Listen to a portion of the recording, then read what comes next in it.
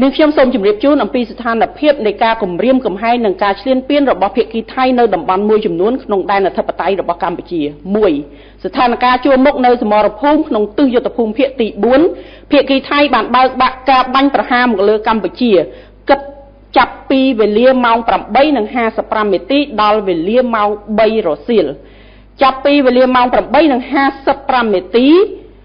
ភាគយោធាថៃចាប់ផ្ដើមវាយសម្រុកខ្លាំងនៅភូមិសាស្ត្របោះស្បូវនឹងជាប់តែ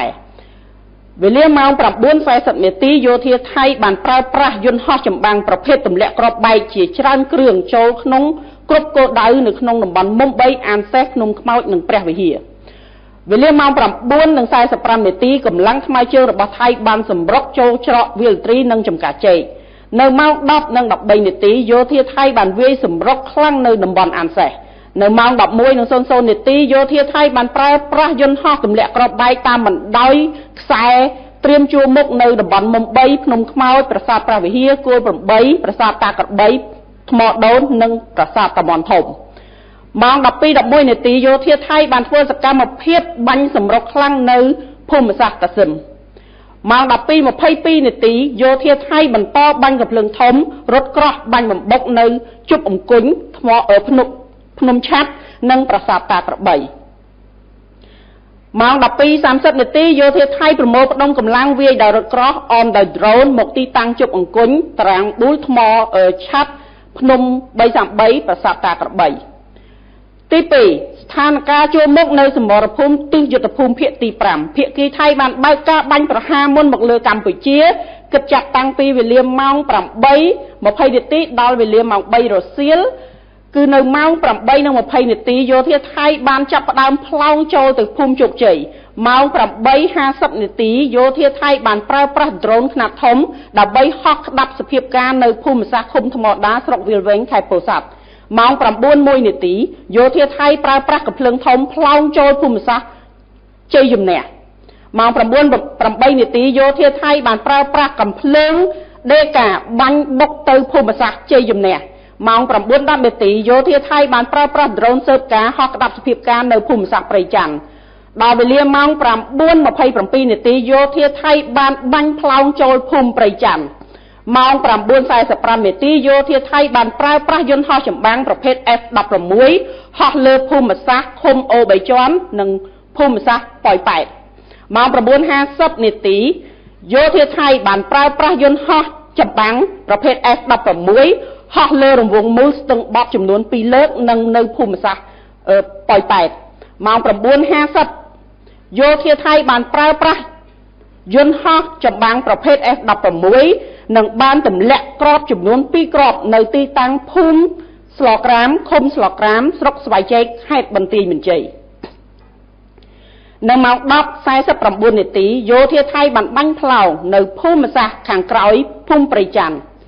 ម៉ោង 11:01 នាទីយោធាថៃបានប្រើប្រាស់ដ្រូនហោះស៊ើបការនៅភូមិសាស្ត្រឃុំអូបីជាន់ ម៉ោង 11:15 នាទីយោធាថៃបានធ្វើសកម្មភាពបាញ់ផ្លោងចំនួន 5 គ្រាប់ដោយប្រើប្រាស់កាភ្លើងត្បាល់ 100 មីលីម៉ែត្រនិង 105 មីលីម៉ែត្រចូលក្នុងភូមិឃុំចក្រីស្រុកភ្នំព្រឹកខេត្តបាត់ដំបង ម៉ោង 11:22 នាទីយោធាថៃបានបាញ់សម្រុកចូលភូមិសាស្ត្រព្រៃច័ន្ទ ម៉ោង 11:30 នាទីយោធាថៃបានបង្កើនកម្លាំងថ្មើរជើងចល័តរថក្រោះទៅឃុំតាស្ដាស្រុកសំពៅលូនខេត្តបាត់ដំបង ម៉ោង 13:14 នាទីកម្លាំងថ្មើរជើងថៃអមដោយរថក្រោះរុលចូលមុខភូមិសាស្ត្របឹងត្រកួន ម៉ោង 13:22 នាទីយោធាថៃបានបាញ់ផ្លោងចូលក្នុងវត្តព្រៃច័ន្ទ ម៉ោង 14:22 នាទីយោធាថៃបានបាញ់ផ្សែងពុលចូលទៅក្នុងភូមិសាស្ត្រឃុំអូបីជាន់ គួរកត់សម្គាល់ផងដែរថានៅថ្ងៃទី 9 ខែធ្នូឆ្នាំ 2025 សកម្មភាពដ៏កម្រោលរបស់យោធាថៃបានបើកការបាញ់ប្រហារដោយមិនរើសគោលដៅចូលមកភូមិទីប្រជុំជនភូមិឋានរបស់ប្រជាពលរដ្ឋស៊ីវិលរស់នៅជាពិសេសនៅក្នុងសាលារៀនរបស់កុមារតូចៗមិនត្រឹមតែថ្ងៃទី 9 ម្សិលមិញទេសូម្បីតែនៅថ្ងៃទី 10 មុននេះបន្តិចក៏មានសកម្មភាពរបស់យោធាថៃបានបាញ់ចូលទៅក្នុងសាលាបឋមសិក្សាមួយកន្លែងនៅក្នុងស្រុកស្វាយជែកផងដែរចាការបំផ្លិចបំផ្លាញប្រាសាទតាក្របីដែលជាទីសក្ការៈរបស់កម្ពុជាទង្វើដ៏សាហាវនេះបង្ហាញអំពីភាពអសិលធម៌ ដែលបង្ហាញពីការប្រមាថមាក់ងាយដល់វប្បធម៌អរិយធម៌និងជាទីសក្ការៈរបស់មរតកមនុស្សជាតិជាពិសេសមរតកវប្បធម៌ដែលដូនតាខ្មែរបន្សល់ទុកដែលមានតម្លៃមិនអាចកាត់ថ្លៃបានសកម្មភាពឈ្លានពានដោយប្រដាប់អាវុធរបស់យោធាថៃបានបង្កឲ្យខូចខាតយ៉ាងធ្ងន់ធ្ងរដែលគិតត្រឹមថ្ងៃទី10ធ្នូឆ្នាំ2025នេះជនស៊ីវិលស្លូតត្រង់បានបាត់បង់ជីវិតកើនឡើងរហូតដល់9នាក់ក្នុងនោះមានទារកម្នាក់ផងដែរនិងរងរបួសជនស្លូតត្រង់ចំនួន46នាក់ចំពោះតួលេខជនភេសកដោយសារយោធាថៃបើកការឈ្លានពានវាយប្រហារមកលើកម្ពុជាក្នុងភូមិសាស្ត្រយុទ្ធភូមិភាគទី4និងទី5ចាប់តាំងពីថ្ងៃទី7ខែធ្នូឆ្នាំ2025រហូតដល់ថ្ងៃទី10ខែធ្នូឆ្នាំ2025នេះគិតត្រឹមវេលាម៉ោង 12:00 នាទីរសៀលដែលមានជំលះមកកាន់ទីសុវត្ថិភាពនិងផ្ទះសាច់ញាតិមានចំនួន6ខេត្តសរុបរួមមាន